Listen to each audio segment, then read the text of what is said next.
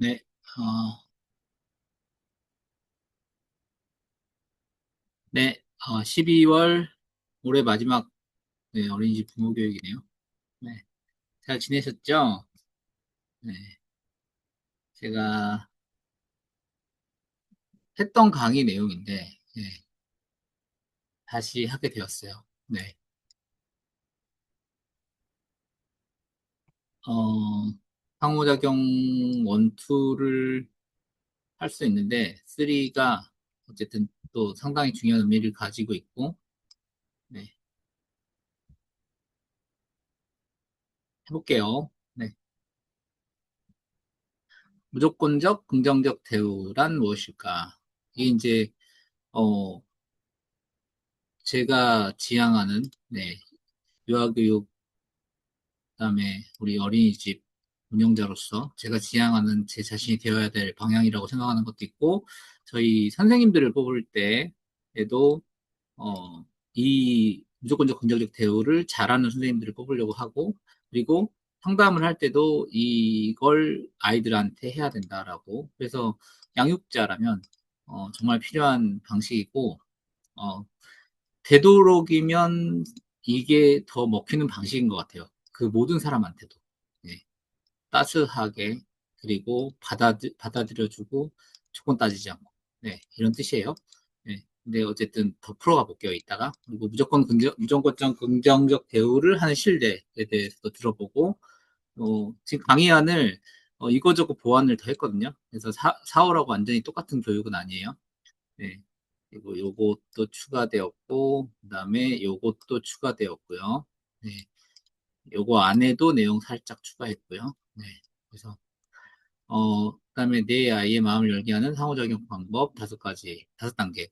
어, 문정한성 검사 이제 만 4세 하고 있잖아요. 어린이집은. 네. 유치원은 만 5세를 하는데, 어, 이 문정한성 검사를 할 때 아이들이 단답형으로 이렇게 한마디씩만 딱 하고 끝나면 우리 아빠는 뭐 어떻다. 우리 엄마는 어떻다. 내가 제일 좋아하는 친구는 뭐 어떻다. 이렇게 할 때 그걸로 끝나고 나면 뭔가 이제 그걸로부터 우리 아이들의 속마음을 알 수가 없거든요. 그래서 우리 아이들의 속마음을 드러내게 하려면 제일 필요한 게 그 아이가 맞는 말을 하게 만들어야 되거든요. 맞는 말을 하게 만드는 방법, 네, 방법 5가지, 5단계에 대해서 말씀드릴 거고, 그 다음에 뭐 실내와 함께 말씀드릴 거고, 제가 기존에 했던 강의를 두 번 했었잖아요. 4월 강의를 요거를 어린이집에서 한 번, 유치원에서 한 번, 2번 했는데, 할 때마다 내용이 약간 달라졌더라고요. 뭐 100% 큰 맥락은 같은데, 한 2, 30%그 안에서 든 실예들을 제가 막 이렇게 지금도 외워서 하는 건 아니니까, 네, 그때그때 이제 나오는, 이어지는 내용을 하다 보니까, 저는 이제 이 강의는 2번째인데, 2번째 하면서 그걸 이제 준비를 합쳐서 10번 들은 것 같아요. 10번, 빠른 속도로. 10번 들으면서, 네, 이제 복기를 했는데, 어쨌든, 이 강의도 또 녹화가 지금 이제 유치원에 대해서 강의를 하고 어린이집에 대해서 지금 오늘 강의를 하는 건데, 또 다른, 네, 내용들이 뭔가 제 입에서 또 나올 거예요. 네. 유치원 강의를 하면서 또 이제 추가된 것도 또 있고, 제가. 네. 그리고 5번째, 무조건적 긍정적 대우를 마무리. 네. 요거를 넣었어요. 그래서 무조건적 긍정적 대우만 하는 것만으로는 어, 좀 더 긍정적으로 우리 아이를 바꿔나가는데 한계가 있을 수 있거든요. 그거를 어떻게 해서 예, 더 긍정적으로 더 바꿔나갈 것인가에 대해서 얘기를 마무리하는 걸로. 네. 자, 무조건적 긍정적 제후에 대해서 이제 정의에 대한 거를 가볼게요. 무조건적 컨디션이 조건이잖아요. 컨디션이 조건이에요. 조건이 없다. uncondition. 이게 이제 명사화하는 게 전미어고. 그래서 조건이 없다. 예. 이게 무슨 뜻이냐면 어떤 상황이 펼쳐졌어요. 간단하게 뭐 내 남편이 어, 나한테 뭐 되게 침울한 반응을 보여요. 힘이 쏙 빠져 있어요. 네. 그랬을 때, 어, 보통 이제, 남자들이 여자들한테, 이렇게 받아주지 못하고, 당신이 잘못했기 때문에 그런 거 아니야. 이렇게 해법을 주려고 하잖아요. 근데 이제 그럴 때 우리가 이 무조건적 긍정적 대우를 하는 사람이라고 했을 때 잘 받아들여주는 방식이 뭐냐면, 아, 그냥 묻지도 따지지도 않고, 예, 그게 그냥 가장 필요한 말이에요. 묻지도 따지지도 않고, 예, 너가 그냥 지금 힘들구나. 예, 너가 지금 그 상황에 있는 그 자체를 일단 이해해주고 보는 거예요. 일단 이해해주고 보는 거예요. 당신이 먼저 잘못 말했을 거 아니야. 이러는 게 아니라. 너가, 이제 3학년이나 되었으면, 너가 이제 20살이나 되었으면, 너가 그런 일 정도는 네가 알아서 했었어야 되는 거 아니야? 네가 이제 6살 올라가는데, 너가 7살 올라가는데, 그 정도면은 네가, 언제까지 그렇게 엄마한테 때를 쓸 거야? 그러니까 어쨌든 이게 어 문제 상황에서 아이가 어떤 뭐 울음을 운다거나 때를 쓴다거나 일단은 나를 힘들게 한다거나 할 때 네가 일단 힘들구나라고 받아주고 시작하는 거예요. 네. 그래서 이거를 상호작용 이제 1, 2, 3 강의 중에 이게 3의 강의인데 상호작용 1에서 상호작용 기법에 대해서 강의하잖아요. 그 중에서 yes but 화법에 제일 가까운 이게 무조건적 긍정적 대우예요. 예스봇 화법이 어떻게 하죠? 네가 많이 힘들구나. 네가 많이 힘들구나. 네가 지금 어렵구나. 네가 지금 많이 그래서 속상했구나. 일단 공감해주고 조건을 달지 않고. 네. 네가 먼저 잘못했으니까 선생님한테 혼난 거 아니야? 라고 따져 묻지 않고, 네. 네가 지금 어쨌든 네가 지금 속상했구나. 네가 지금 몸이 아프구나. 네. 그냥 받아주는 거예요. 무조건. 네, 조건이 없이. 네, 조건을 달지 않고. 그랬을 때, 마음을 터놓게 된다는 거죠. 네. 어, 그 상대방의 잘못이, 너한테 잘못이 있다라고 보는 게 아니라, 어, 나는 너가 잘못이 없다는 거로부터 출발할 거야 라는 마인드가 있어야지 되는 거고, 그게 이제 바로 긍정성의 의미예요. 그래서 결국은 긍정적으로 만들 거야. 너가 잘못이 없다는 데에서 출발하기 때문에 무조건적으로 너를 이해할 거고, 그래서 결론적으로 너가 일단 그 울음을 그칠 수 있는 편안한 상태로 만들 거야. 그래서 너와 나의 대화가 이제는 편안하게 이어질 수 있는 상태로 만들 거야. 이게 바로 무조건적 긍정적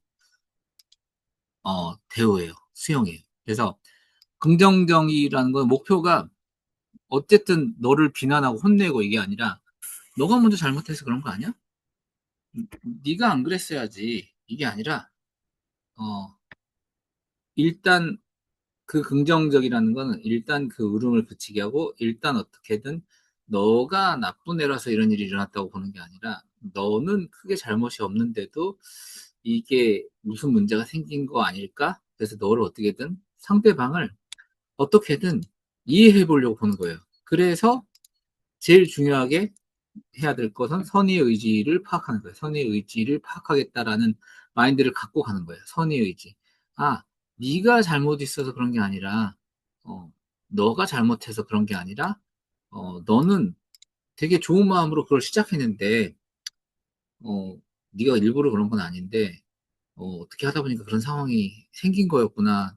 너, 어떻게든 긍정적으로 이해해 보려고. 네, 그렇기 때문에 무조건적, 긍정적, 수용. 수용은 받아주려고 하는 거예요. 어떤 사람들을 보면요. 거부당한 아이들, 아니면 거부당한 부모님들, 아니면 우리가 왜 피해야 될 배우자로서 제일 뭐 꼽는 뭐 여러 가지 중에 하나가 뭐 낭비벽 뭐 이런 것도 얘기하지만 꼬여있는 사람이라고 하잖아요. 꼬여있는. 근데 그 꼬여있는 사람의 가장 큰 특징이 뭔지 아세요? 이 수용받지 못했다는 거예요. 꼬여있지 않다. 네.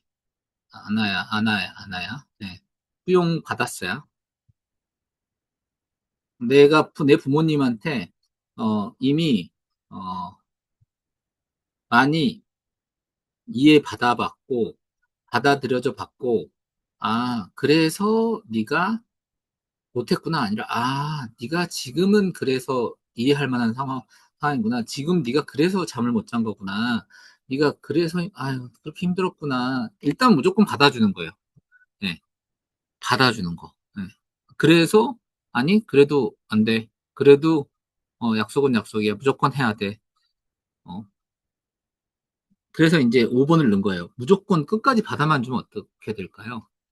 어, 이걸 악용한다거나 아이가 아니면 남편이 이번에는 뭐 승진 시험이야. 이번에는 연말 송년회야. 이번에는 뭐 때문이야. 이번에는 뭐 프로젝트가 제일 중요한 어, 프로젝트야. 내 국가와 제일 관련된 많은 이야기를 많은 핑계를 대면서 가정에는 집중하지 않고 아이하고 보내는 시간은 없고 나와 보내는 시간은 없고 계속 집에 들어오지 않아요. 계속 늦게 와요. 그러면 끝까지 수용하기는 힘들겠죠. 예.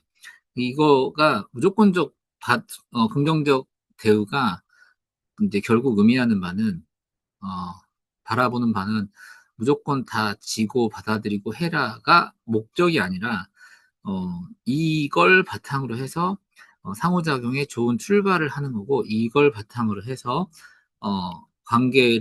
좋은 관계로 출발하는 게 목적이지 뭐 잘못된 사람까지 끝까지 참고 끝까지 내가 양보하고 끝까지 어, 이해해야 된다. 이걸 말하는 건 절대 아니에요. 그래서 5번을 단 거거든요. 예. 그래서, 어, 무조건적으로 다 져줘야 된다를 의미하는 건 아니다. 그렇게는 이제 생각하지 않으셨으면 좋겠어요. 그러면 이제 무조건적 긍정적 대우의 신뢰를 한번 봐볼까요? 좀 더 이제 구체적으로 하다 보면, 아, 내가 어떻게 우리 아이들한테 해야 될 거야, 라는 거를, 이제 이걸 듣다 보면 좀 아시게 될 거예요. 이제 실제로 제가 이제 관찰한 우리 선생님들의 모습에서 이 강의안을 짰어요. 그래서 예를 들면은 이 친구는 되게 몇 년 전 얘기였고 퇴행을 보였었어요. 퇴행을 보였었고 그래서 어 이제 7살인데 7살인데 내가 반드시 선생님 이 특정 선생님한테만 그랬어요. 그 선생님이 이 아이, 이 아이를 잘 받아들여줬고, 더 무조건적 긍정적 대우를 넘어서서 약간, 아이를 좀 너무 잘해주다 보니까 이 아이가 이 선생님한테 더 때를 쓰는 거였어요. 그래서 유독 그 선생님이 있을 때에, 어, 자꾸 내가 1등으로 그 선생님한테 제일 예쁨 받아야 되고 내가 그 선생님한테 내가 제일 먼저 할 거라고 손을 들어서 내가 반드시 1등으로 뭔가 대답을 해야 되고 뭔가 1등으로 해야 되고 여러 명의 아이들 중에 얘한테만 그럴 수가 없잖아요. 그래서 다른 애한테 이제 먼저 하라고 한다거나 다른 애한테 기회가 가면 이제 울어 제끼면서 두루눕고 난리가 나는 그런 친구가 있었어요. 그래서 이제 그 원인은 이제 가정의 어떤 다른 이유 때문이었어요. 근데 이제 이런 걸 제가 다 말하면 그 아이가 누군지 특정이 되기 때문에 그런 거 말을 하지 않고 그래서 그런 것 때문이었어요. 그래서 이 아이가 그랬을 때 이제 선생님도 어쩔 바를 모르고 그래서 이제 뭐 온감생명 원장 선생님이 도와줘도 정말 이 아이가 너무 어, 퇴행을 보일 정도로 막, 뭐, 고래고래 소리를 지면서 울고, 이제 밖으로, 복도로 데리고 와도 울고, 계단에 이제 잠깐 옆에 앉아서 얘기를 해도 울고, 어, 이제 아무리 해도 안 되니까, 무슨 얘한테 이제 그러면 안 되라고 얘기하려고 해도 대화가 안 되니까, 이제 제가 나섰고, 제가 나섰을 때, 어, 매번 정말 길면은 5분 안 걸렸던 것 같고, 한 3분 이내에 다 심한 울음을 그쳤던 것 같아요. 그때 이제 했던 방법이, 이거였어요. 예, 그래서 퇴행을 보이는 이 친구한테 무조건적 긍정적 대우가 아닌, 예, 조건을 달고, 어, 부정적 불수용이 이거죠. 이게 뭐냐면, 네가 7살인데 학교 갈 나이가 되었는데 그럴 수 있어. 이게 조건을 단 거죠. 너의 나이에 맞는 행동을 해. 근데 이게 무조건적 긍정적 대우의 반대는 뭐냐면 조건을 다는 거예요. 조건을 단다는 말이 뭐죠? 내가 이 정도 상태는 돼야 네가 이걸 맞춰야지 내가 너를 이해해 줄 거야. 일단 네가 울음을 그친 다음에 내가 너한테 내가 먼저 양보를 해주지 않는 거예요. 네가 먼저 준비하고 다가와. 네가 먼저 마음의 준비를 해. 네 너가 무슨 상태이든 상관없어. 너는 네 나이에 맞는 행동을 해. 왜 부모님들도 그렇잖아요. 뭐 정말 큰 내가 너무너무 사랑하는데 부모님이 돌아가셨어요. 그때는 정말 그 순간 뭐 며칠 지나고 몇 달 지나면 좀 나아질지 모르지만 당장 그 순간은 특히 뭐 예를 들면 그게 사고사였어요. 그래서 그건 너무 충격이 크잖아요. 그 충격이 큰 상태에서 나보고 뭐 그럴 수도 있지 뭐 그거 갖고 그래 이러면 말이 안 되잖아요. 일단은 그런 사람한테 무조건적으로 너무 힘들겠다라고 받아들여야 되는 게 맞잖아요. 근데 음, 마치 우리 아이들한테는 너가 지금 몇 살인데 그렇게 울고 있어? 몇 살인데? 이런 식이나 마찬가지라는 거죠. 상대의 상황에 상관없이, 네, 상대의 나이에 상관없이, 상대가 얼마나 강인한지에 상관없이, 네가 지금 너 입장에서는 힘들 수 있겠구나. 네가 지금 7살임에도 불구하고 너의 뭐 집안의 어떤 환경이 어떻든 뭐 동생이 태어났든 무슨 어떤 이유든 네가 힘든 마음 상태에 있으니까 나는 그걸 이해하려고 한 데서 출발할 거야. 이게 바로 무조건적의 의미예요. 예, 그래서 네가 아무리 울어도 소용없어. 네가 운다고 엄마가 들어줄 줄 알아? 이렇게 이거는 긍정적이 아니라 긍정적이지 않게 수용해주지 않겠다라는 걸 선언하는 거잖아요. 그러면은 어떡하죠? 협상 결렬이에요. 예, 상호작용 협상이라고 그랬어요. 무조건 안 받아들여주겠다고 생각하고 시작하는 거기 때문에 알려주는 거기 때문에 아이 입장에서는 마음을 열 리가 없죠. 그러니까 울음을 그칠 수가 없죠. 그럼 어떻게 해야 되죠? 그냥 답이 있어요. 그냥 예스 버 합법. 네, 아까 얘기가 끊겼는데 예스. 네가 일단 지금 많이 힘들구나. 네가 어떤 게 힘든지 얘기해 줄 수 있어? 대표 원장님은 네가 좀 물음을 그치면 얘기를 나눠보고 싶은데 좀 기다려 줄까? 이런 식으로. 일단은 너한테 너를 혼내지 않겠다. 너를 잘못 추궁하지 않겠다. 너를 충분히 받아들여 줄 준비가 되어 있다. 이 얘기만 이제 부드럽게 반복하는 거죠. 때로는 이렇게 안아주기도 하고, 예. 그러면서, 어, 점점 이제 그 격화시키는 게 아니라, 이런 위의 말들은 격화시키는 거죠. 예. 상황을 악화시키는 거죠. 그런 게 아니라 상황을 점점 누그러뜨리는 거죠. 그러면은 점점, 내 얘기를 들어줄 것 같은데 하면서 누그러뜨려 줄 수밖에 없죠. 그래서 들어오고 났을 때 이제 제가 한 거는 너가 이제 다 좋은데, 너 울면서 얘기하면은 알아듣을 수가 없으니까, 울지 않고 얘기하는 거를 습관화를 해야 돼. 이런 얘기도 해줬던 것 같고, 그리고, 이게 네가 이제, 울면 너한테도 지금 안 좋으니까, 울지 않고, 얘기할 필요가 있고, 그 다음에 너만 항상 1등으로 하려고 하면 다른 친구들도 많이 속상할 것 같아. 그래서 그 친구가 이제 예를 들면은 재원이라고 해도 재원이만 혼자 다 이기고 다 잘하려고 하면은 다른 친구들은 재원이랑 같이 하는 게 되게 별로 재미없고 싫을 것 같은데 어떻게 생각해? 이렇게 알려주는 거죠. 예. 비난하는 게 아니라 예, 알려주는 거. 예. 이 부드러운 훈육인 거죠. 예, 이렇게 하면 해결이 되는 거고, 어쨌든 이게 바로, 상대 기준에 맞춘다. 예, 상대 기준에 맞춰서, 네가 7살이기 때문에, 네가 8살이기 때문에, 네가 남자인데, 네가 여자인데, 이런, 스테레오타입, 그 어떤 조건을 딱 걸고, 너가 여자라면 이렇게 해야 돼. 너가, 한국인인데 이렇게 해야지. 뭐 이렇게, 한국인인데 김치를 못 먹어? 뭐 이런 식인 거죠. 예를 들면, 예, 조건화하지 않는다는 거죠. 예, 그게 가장 핵심이다. 그 다음에 두 번째 넘어가 볼게요. 두 번째는 어, 비난하기보다 원인을 같이 탐색한다. 아까 원인을 탐색한다는 게 그 선의의 의지를 탐색한다. 왜 선의의 의지를 탐색하죠? 왜 선의의 의지를 탐색하냐면 긍정적으로 수용해 주기 위해서 원인을 탐색하는 거예요. 너가 잘못했잖아. 네가 잘못했다는 걸 스스로 알고 깨우쳐 반성해라고 하는 것 자체가 너를 받아주지 않겠다에 더 초점이 들어있는 거거든요. 그게 아니라 긍정적으로 수용해서 너와의 이 관계를 너가 울음을 그치게 하고 너가 좀 이렇게 기분이 누그러뜨려지게 하고 달래진 다음에 뭔가 차근차근 우리 한번 생각해 볼까를 하기 위해서 어, 원인을 예, 같이 탐색하는데 이제 가는 거예요.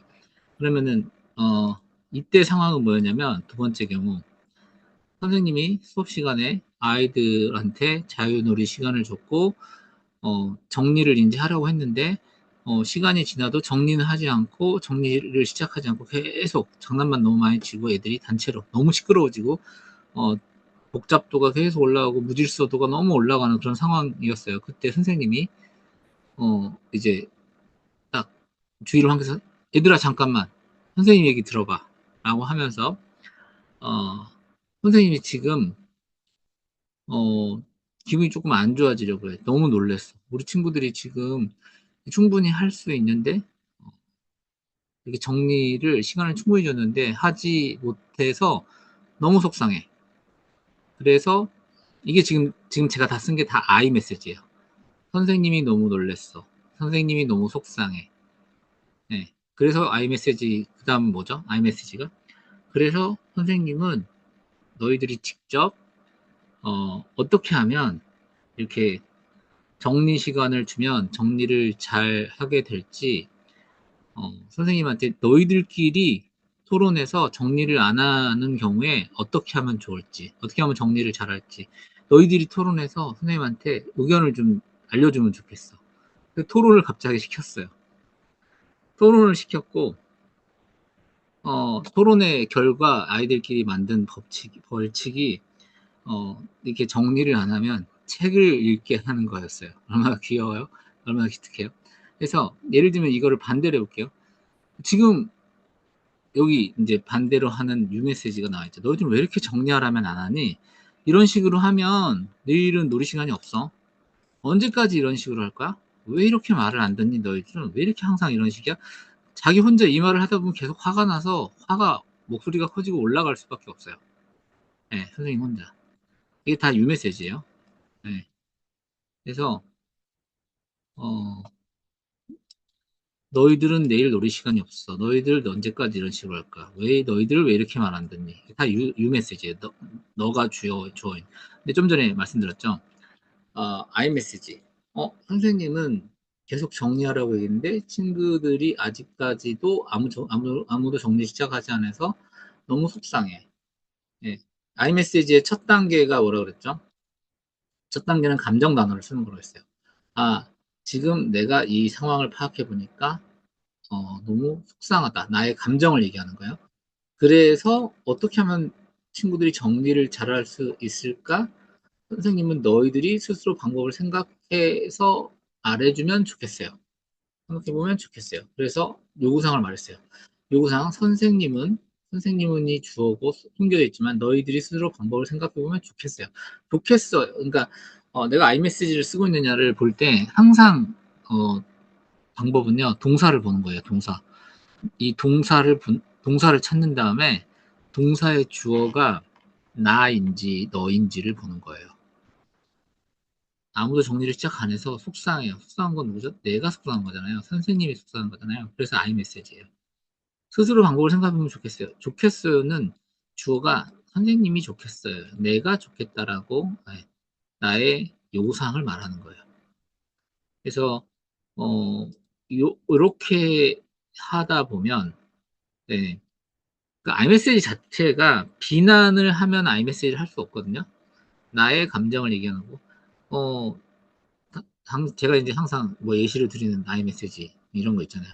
어, 자기가 매일 그렇게 이번에는 승진 시험, 저번에는 너무 중요한 프로젝트, 이번에는 또 송년회 가야 된다고 계속 이렇게 집에 늦게 들어와서 나 너무 외로워요. 나 너무 혼자 된 느낌이야. 나 너무 체력적으로 너무 힘들어. 이게 다 감정 단어를 쓰는 거거든요. 감정 단어를 동사로 쓰고, 예, 그 다음에 두 번째, 어떻게 하면 정리를 잘할 수 있을까? 이것처럼, 자기가, 일주일에 딱 두 번만이라도 8시 전에, 7시 전에 들어와서 아이들, 목욕 시켜주고 책 읽어주는 거라도 좀 도와주면 좋겠어요. 이렇게, 좋겠어요라는, 네, 동사, 네, 의 주어는 나잖아요. 나는 당신이 이렇게 하면 좋겠어요라고 이제 요구사항을 말하는 거예요. 그래서 이 두 가지 잊지 마시고 꼭 쓰시면 이게 내가 무조건적 긍정적 대우를 하고 있는 거예요. 네. 그리고 응징보다는 용서를 목표에 둔다. 응징보다는 용서를 목표에 둔다. 어, 어떤 선생님이 어, 어떤 친구가 둘이서 화장실에서 한 명이 다른 한 명한테 분무기를 가지고 장난치면서 얼굴에 물을 막 뿌렸어요. 그래서 이제 둘이 막 이제 장난이 심해져서 이제 한 명이 울고 막 이런 거죠. 그래서 이제 둘이 오라 그래서 어, 딱 했던 말이 이거였어요. 혼낸 게 아니라 재원이가 물을 뿌렸다고 해봐요. 재원아, 재원이가 물을 뿌린 것이 알고 그런 거였어요? 아니면 모르고 그런 거였어요? 이렇게 물어봤다 그래요. 네, 그 말 듣고 선생님이 무조건적 긍정적 대우를 하려는 가치관과 마인드가 있기 때문에 나올 수밖에 없는 질문인 거예요, 이게. 일단 애를 혼내려고 한다기보다는 일단 애를 다그쳐서 네가 잘못했잖아. 왜 누가 먼저 그랬어? 어쩌다 그랬어? 원인을 파악을 하는 거를 어, 이 워딩이었거든요. 딱 그 선생님이 자기가 했다는 워딩이. 이제 그걸 말하면서 선생님이 무조건적 긍정적 대우를 한 거야라고 제가 이제 딱 얘기를 해줬죠. 어, 네가 물을 이제 재원이가 물을 뿌린 게 알고 그런 거였어요? 아니면 모르고 그런 거였어요?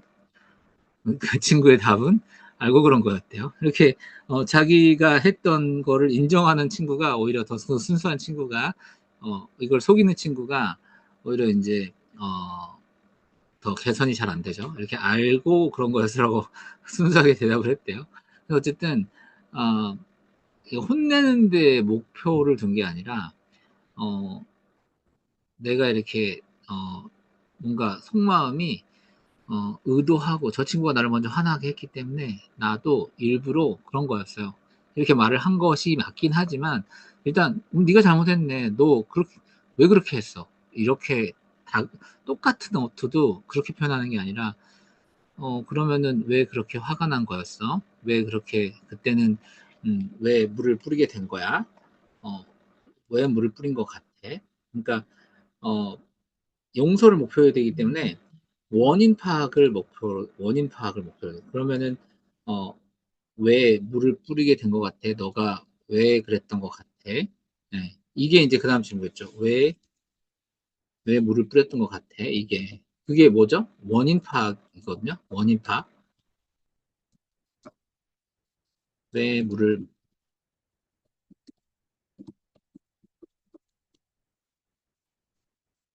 원인 파악에 집중하는 거예요. 그러니까 이게 너무너무 중요하거든요. 네. 원인 파악에 집중한다. 이게 무슨 뜻이냐면, 너 왜 그렇게 너는 맨날 그런 식으로 행동해? 너는 왜 그렇게 친구가 그랬다고 해도 친구 얼굴에 물을 뿌리면 돼, 안 돼? 이게 우리가 보통 쓰는 방법이에요. 이게 뭐냐면 그 행동 자체를 가지고 너가 잘못했잖아. 일단 너가 잘못했다는 걸 시인해, 인정해. 그리고 그거는 안 되는 행동인데 왜 너가 물을 뿌린 거야? 너가 잘못한 거잖아. 이거만 반복하는 거예요. 근데 무조건적 긍정적 제어를 한다는 건 어, 그 물을 뿌리게 된, 화가 나게 된 이유가 재원이가 물을 뿌렸지만, 어, 그 향기가 그걸 화가 나게 해서 물을 뿌린 걸 수 있잖아요. 그럼 원인을 파악해서 그 원인을 해결하는데 목표를 더 두고 있는 게 무조건적 긍정적 대우예요. 그래서 너가 잘못했잖아. 너 왜 그런 식으로 행동해? 그 행동 자체, 결과 자체만 가지고 결론적으로 당연히 안 된다는 거는 아이들은 알죠. 당연히 아는데 왜 우리가 보면요. 자기 분노 조절이 안 돼서 이게 안 된다는 거 알면서도 어, 안 된다는 거 알면서도 그거 하는 사람들 있잖아요. 뭐죠? 안 된다는 거 보복운전.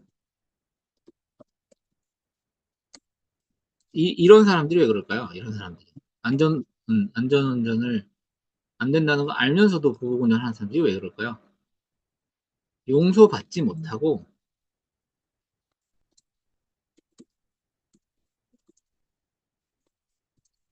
용서받지 못하고 계속 응징당했기 때문이거든요. 용서받지 못하고, 어, 계속 응징을 당했기 때문에, 예, 계속 응징을 당했기 때문에, 계속 나도 그렇게 강하게, 어, 강하게, 어, 결과만 가지고, 네가 나한테 먼저 이랬잖아. 그러니까 나도 너한테 갚아줄 거야가 되는 거거든요. 그게 아니라 우리 아이들한테 이제 부모님들이 바뀌어야 될 방법은, 어, 왜 그렇게 화가 난 것 같아? 어, 뭔가 물을 왜 뿌린 것 같아? 제가 재원이가 먼저 저를 계속 약 올려가지고 제가 기분이 너무 화가 났어요. 향기가 먼저 약 올려서 제가 화가 났어요. 아, 그랬구나. 이렇게 화가 난 거 자체가 또 나쁜 거가 되면 안 되겠잖아요. 화가 날 수 있죠. 근데 그러면은 어떻게 해서 저 친구는 이제 약 올렸는지 그것도 물어봐야죠. 그럼 너는 왜 약 올렸던 것 같아? 라고 물어봐야죠. 그러니까 원인 파악에 집중하는 거예요. 원인 파악에. 그래서 넌 왜 약 올렸어? 약 올리지 말아야지 친구를 이렇게 답을 정해놓고 우리가 결론만 가지고 계속 혼내면 이게 답이 안 끝난다는 거 당연히 알죠. 우리가 그냥 놀리는 방법 쓰면 안 좋다는 거, 보복 운전하면 안 좋다는 거, 물 뿌리면 안 된다는 거 다 알죠.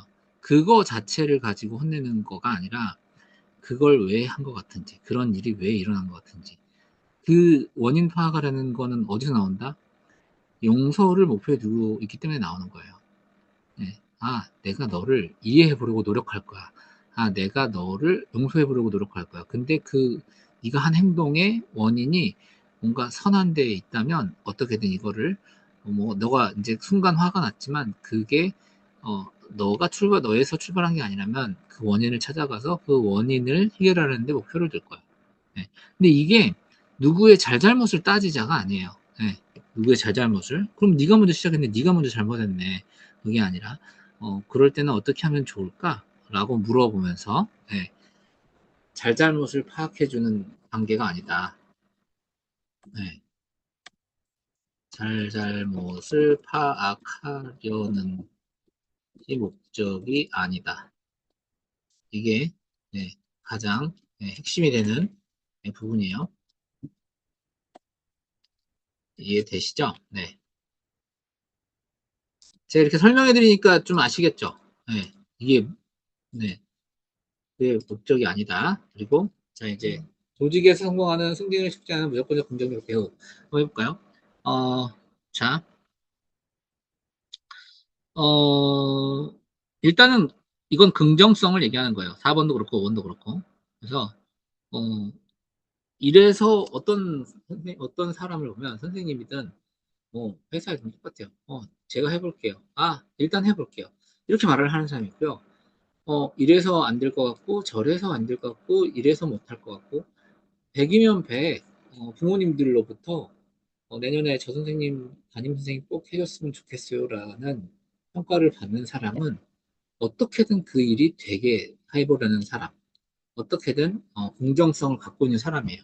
그래서 이래서 안 될 것 같고 저래서 못할 거고 이건 본인의 게으름으로 아니면 해주고 싶지 않은 마음이 있다거나 나 또한 긍정적 대우를 받지 못했기 때문에 나 또한 그게 복수심이 가득 차 있어서 순간순간 말이 나오는 거거든요.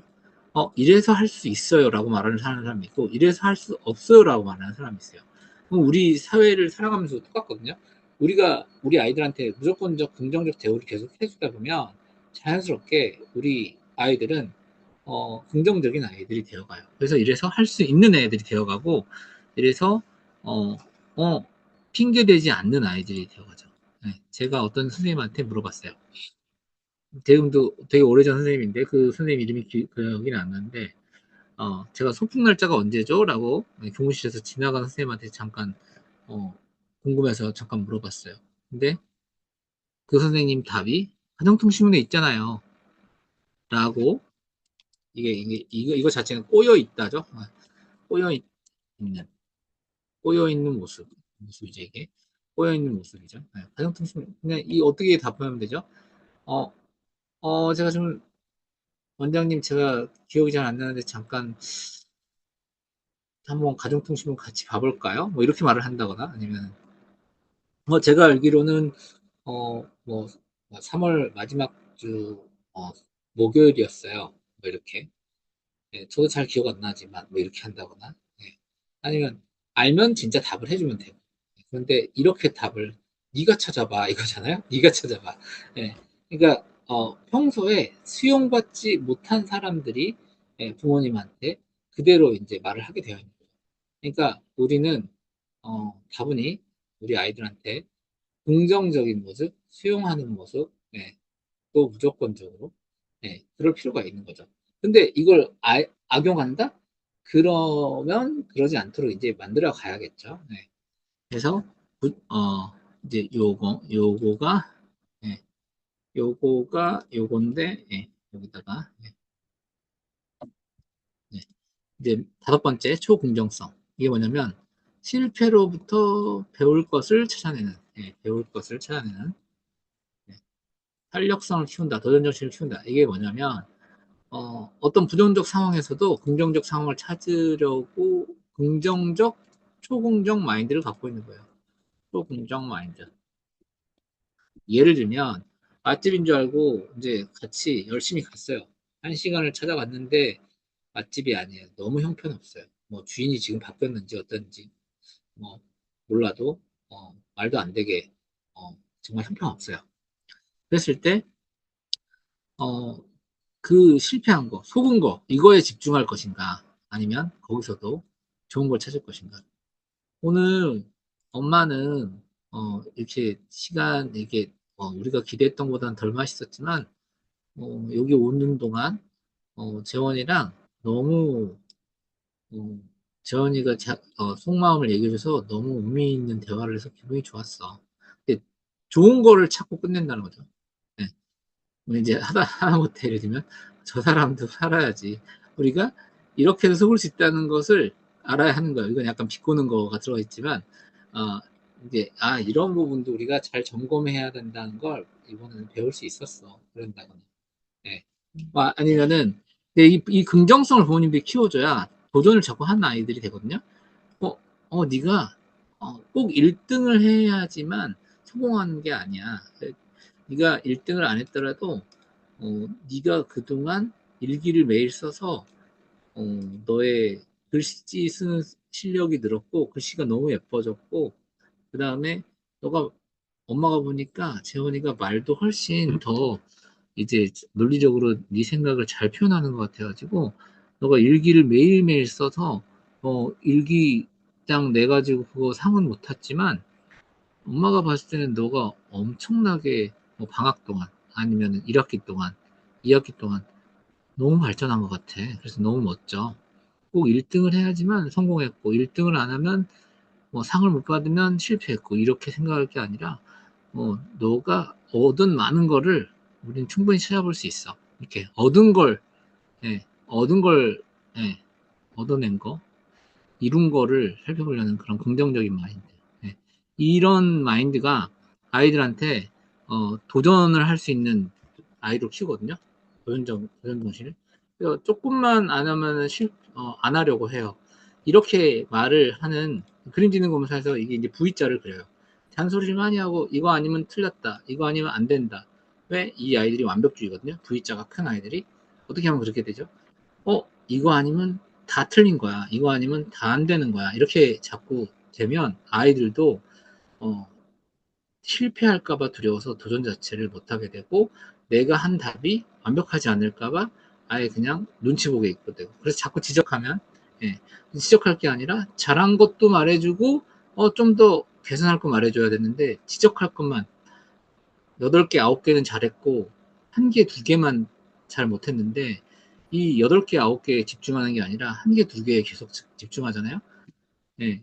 요게 부정적 마인드인 거죠. 긍정을 본다면 이 8개, 9개를 봐야 되는데, 여기를 바라보고 있으면, 당연히 이 초긍정성 때문에, 도전 정신이, 예, 커지는 아이를 키울 수 있죠. 탄력성이 커지는 실패로부터도 난 일어설 수 있어라고 말하는. 그래서 그런 부분을 하셔야 완벽주의, 강박주의로부터 아이들도 벗어나고 네, 부모님들도 얘왜 이렇게 뭐 이렇게 인사도 잘 안 하려고 해요. 모르는 사람 보면 자꾸 뒤로 숨어요. 아니면은 뭐 이렇게 실패할까봐 절대 안 하려고 해요. 아니면은, 새로운 반찬은 정말 절대 도전하지 않으려고 해요. 이런 모습들이 이런 데서부터 시작이 될 수 있어요. 부모님들이 긍정적으로 수용해 주셔야 된다. 그래야지만 이게, 예, 그걸로 연결이 돼요. 예, 도전할 수 있고, 실패로부터도, 뭐, 그럴 수 있지라고 생각할 수 있는. 예, 이게 이래서, 이게 또 그럴 수도 있지가 들어가야 되는 거예요. 어, 또 더 있는 게 이제 뒤에 마음을 읽어주기 부분. 제가 이제 설명회나 이럴 때 계속 말씀드렸던, 어, 기분이 어때? 마음이 어때? 이 질문 자체, 감정을 읽어주는 질문 자체가 무조건적 긍정적 대화예요. 예. 근데 이건 뒤에서 이제 설명을 할게요. 어, 자, 이제 그 아동 상담자가 쓰는, 내 아이의 마음을 열게 하는 상호작용 방법 다섯 단계. 감정을 첫 번째 알아차리게 해야 돼요. 기분이 어때? 마음이 어때? 요거 자체가 무조건적 긍정적 대우예요. 요거 자체가 무조건적 긍정적 소용이에요. 요거 자체가 무조건적 긍정적 수용이다. 네, 요거 자체가. 그래서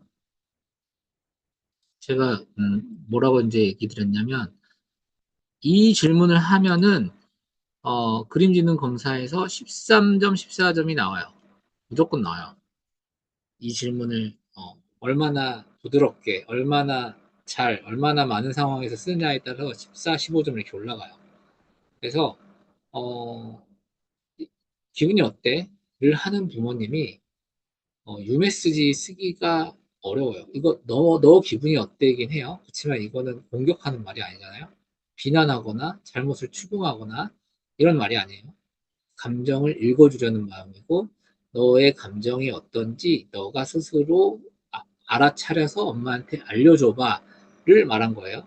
너의 감정이 어떤지 다시 기분이 어때의 뿌리가 뭐냐면 너의 감정이 어떤지 스스로 알아차려서 엄마에게 말해줘 이거든요. 네, 이 기분이 어때가? 그래서 이 기분이 어때를 하는 친구들은 이거를 많이 질문 받은 친구들은 이제 어떻게 되죠? 어떻게 되냐면 내 감정을 잘 이해할 수밖에 없어요. 내 감정을 왜 이러지? 네, 내 감정을 잘 이해할 수밖에 없어요. 그래서 어, 내 감정을 기분이 어때? 내 감정을 엄마가 계속 물어봐줬잖아요. 지금 아침에 너무 잘 자서 기분이 너무 좋아. 근데 어제 막 나 꿈을 꿨나 봐요. 머리가 좀 안 좋, 기분이 좀 안 좋아요. 머리가 좀 아파요. 아니면, 지금 엄마랑 아빠랑, 같이 오랜만에, 주말에 같이 영화 보러 나와서 또 밥까지 먹으니까 기분이 어때? 어, 저번에는 눈썰 매장에 있는 하얀 눈을 봤는데, 이번에는, 어, 스키 타러 와서, 엄마 아빠랑 스키 타러 와서 눈썰 매장에 있는 눈을 보니까 어떻게 다른 느낌이 드는 것 같아? 이 아이의 감정에 대해서 계속 물어봐 주는 거야. 저게 내가? 너무 깨끗하고 이쁜 것 같아, 엄마. 솜사탕 같아. 이 아이가 쓰는 이 형용사를 많이 쓰게 만들잖아요. 내가 느끼는 저걸 엄마, 나 여기 사람들도 많고, 신나는 음악도 많이 나와서 너무 막 신나. 너무 기분이 좋아. 그러니까 그 감정 단어를 많이 쓰게 하잖아요. 이 감정 단어를 많이 쓰게 하면 첫 번째가 제일 좋은 게 뭐냐면 내 상태를 알게 되는 거예요. 사람이 불안도가 높은 분들이 어, 육아를 잘하기도 하지만 궁극적으로는 그 불안도를 잘 컨트롤하지 못하면 그 아이와의 애착이 과밀착이 되면서 스트레스를 많이 줄 수밖에 없거든요. 잔소리를 많이 하고 그러니까 똑같은 소리 또 반복하게 되고 그래서 불안도가 높은 거를 이제 긍정성으로 바꿔가지 않으면 예, 그 바꿔가는 방법이 바로 이런 거예요. 그래서 이 불안도가 높다 하는 게 일단 근본적으로 그럼 그게 무조건 나쁜 것이냐? 그렇지만은 않아요. 예를 들면 어, 불안은 생각의 산물이거든요. 제가 항상 얘기 드리지만, 내가 지금 앞으로 펼쳐질 미래를 내가 스스로 컨트롤할 수 없을 때, 코로나가 있는데, 내가 정말 여행을 좋아하는 사람인데, 코로나 때문에 다 격리라서 나가지 못할 때, 해외여행도 가지 못할 때, 내가 이게 언제 백신이 나올지도 모를 때, 내가 노력을 해도 영어 시험이 점수가 나와야지만 승진을 할 수 있는데, 이게 내 점수가 매번 볼 때마다 들쭉날쭉해서 내가 진짜 이제 영어로 면접을 가야 되는데, 영어로 그 프레젠테이션을 하고 이래야 되는데, 이게 내 실력이 너무 정확하게 이렇게 성장하고 있는 게 아니라, 나도 어떻게 공부해야 될지도 모르고 내 실력도 예측이 안 되게 이렇게 들쭉날쭉할 때, 내가 내 스스로 예를 들면은 정말 계획적으로 내가 약점이 뭔지 알아가지고 나 이거 한 달만 매일 2시간씩 공부하면 충분히 어, 그 프레젠테이션 대비 잘할 수 있고, 충분히 그 승진에 필요한 점수도 영어 점수도 얻을 수 있고, 뭐 이런 식으로 내가 계획을 세워서 그 대비가 될 때, 내가 미래를 불확실하지 않게 할 수 있을 때, 이 불확실성이 줄어들면 불안도가 줄어드는 거거든요. 근데 이걸 컨트롤 하면 되거든요. 근데 이 불안도가 높은 분들은 대충 보면은 어, 하지 않아도 되는 걱정을 막 사서 한다거나, 내가 컨트롤할 수 없는 거를 자꾸 컨트롤의 영역에 넣으려고 한다거나, 이렇기 때문에 계획이 안 서거나 사서 걱정을 하면서 해결하지도 못할, 그러면서 그 불안으로 생긴 그 스트레스를 이제 외부 사람한테 전가하게 돼 있거든요. 그래서 이 마음이 어때를 많이 하는 것 자체가 이 불안들을 낮추는데 제일 좋아요. 그래서 부모님들부터 이 연습을 하면 너무 좋아요. 이걸 어떻게 하면 좋죠? 일기를 쓰시면 돼요. 일기를 쓰면서, 나 지금 오늘 무슨 일 때문에 내가 이렇게 마음이 찝찝했는지 가만히 생각해 보니까 갑자기 끼어들던 그 차 때문에 내가 이렇게 꺾으면서 피해서 그때 내가 너무 놀란 게 지금까지 마음이 불안한 것 같다. 이렇게 일기에 나를, 이게 명상이거든요. 이게 명상이고 이제 자아 성찰이고 돌아보면서 어, 생각을 하는 거예요. 그런 것 같다라고 이제 얘기를 하는 거죠. 네, 이렇게 계속 내 감정 상태를 돌아보잖아요.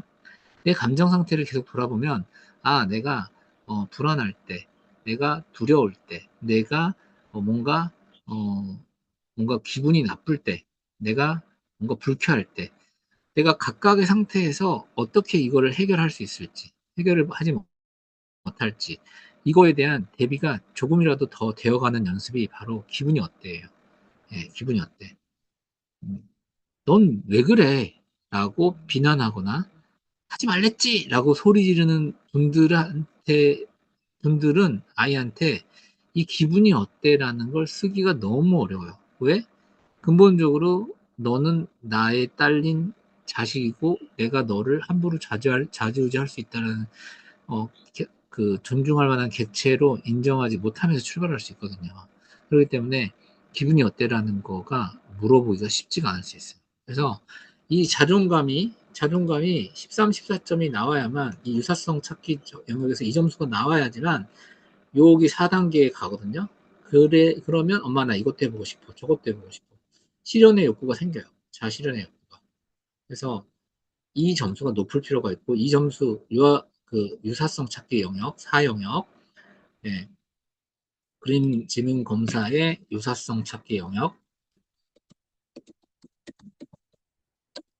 이 영역이 바로 자신의 감정을 물어보는 영역이에요. 감정을 얼마나 메타마인드. 그래서 그런 부분이 필요하다. 이 분리의 순육은 뭐를 적어놨냐면요. 형제가 있으신 분들을 훈육하는데 궁극적으로는 가장 좋은 방법 중에 하나는 따로 훈육하는 거예요. 서로 중재를 할 때는 같이 훈육하는 게 필요한데요. 그게 아니라 어, 첫째 네가 잘못하면 둘째까지 혼나는 거 아니, 둘째 네가 잘못하면 첫째 네가 혼나는 거, 뭐 이런 식으로 첫째를 아주 그냥 묵사발을 내놓는다거나 해서 이랬을 때 둘째는 잘못 따르는데 첫째를 혼낸다거나, 첫째는 잘못 따르는데 둘째를 혼낸다거나 이러면 어, 그 혼나지 않는 나머지 아이도 그 소리를 다 들으면서 고스란히 혼나는 효과가 전해져요. 어릴수록 더 크고, 나이가 좀 들더라도, 예를 들면, 손이 형제한테 100을 혼냈다. 그러면 둘째한테 한 80의 영향이 가요. 그래서 그게 제가 이렇게 보면은 지능검사 점수에도 고스란히 그렇게 나오더라고요. 왜 그럴까요? 한번 생각해 보면. 왜 그럴까요? 제가 이런 예를 이제 들어드리는데, 제가 만약에, 제가 만약에 어떤, 어, 우리 선생님들한테 제가 화를 내는 적이 없는데, 어, 예전에 한번 낸 적이 있어요. 예, 정말 말도 안 되는 선생님이 일부러 계획적으로 어떤 의도적인 잘못된 행동을 했었어요. 하고 또 하고 일부러 또 하고 상대방의 근데 그때도 하지 말았어야 되는데 화를 어쨌든 냈어요. 근데 어쨌든 제가 뭐 이런 어떤 선생님들한테 되게 잘 하다가 갑자기 엄청난 화를 냈다고 해보세요. 그 모습을 부모님들이 봤어요. 근데 항상 저는 선생님들한테 이런 톤으로 얘기하거든요. 지금 말하는 상담하는 톤이 이 톤이고 교육하는 톤이 이 톤이에요. 이 톤으로 얘기하는데 이 톤으로 얘기하는 사람이 뭐 하는 짓이야? 뭐 이런 식으로 제가 엄청나게 계속 다다다다 혼을 냈다고 생각해봐요. 화를 냈다고. 그거를 우리 아이한테 그러면은 부모님들이 어떻게 생각? 부모님 눈가 봤어요. 그러면은 아, 저 사람 무서운 사람이네. 저 사람 저런 모습이 있구나. 언젠가 나에게도 그런 모습을 보일 수 있겠구나. 부모님들이 무섭게 화를 내는 이유가 뭐죠? 엄마가 이 정도 무서울 수 있다는, 아빠가 이 정도 무서울 수 있다는 사람이라는 걸 네가 잘 알고 조심해라는 마음이 더 클 수 있거든요. 예.